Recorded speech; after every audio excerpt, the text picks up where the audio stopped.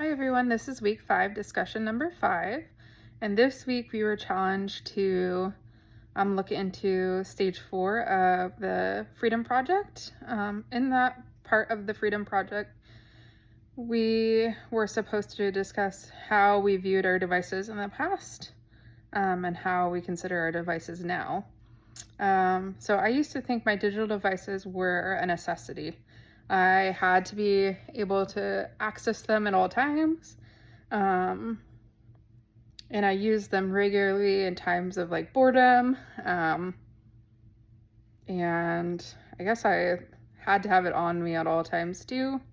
But now I began to consider how digital devices are kind of addictive, to be honest. I think a lot of people get addicted to like scrolling social media and like constantly being able to access things, well, I guess information at all times. And I don't think that's necessarily a bad thing, but I also don't think it's great to constantly seek out information that might not be helpful.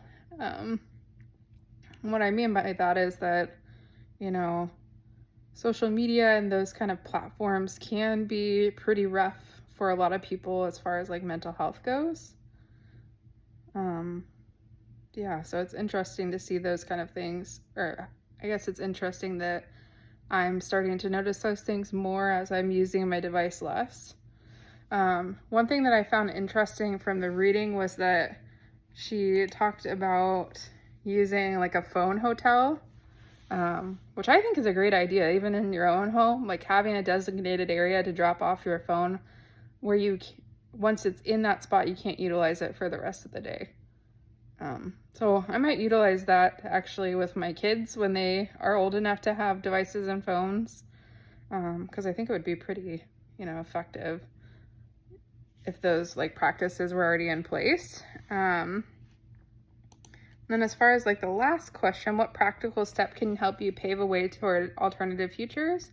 What are some possible changes or new routines you might adopt in your embodied life as you move forward? So like I was just talking about, utilizing a space where I can kind of put devices away so that I'm not tempted to use them all the time. I think it also might be like effective to set like specific times and like boundaries on my phone where I can set like limits to how long I'm able to utilize certain applications. Because I've tried deleting apps in the past.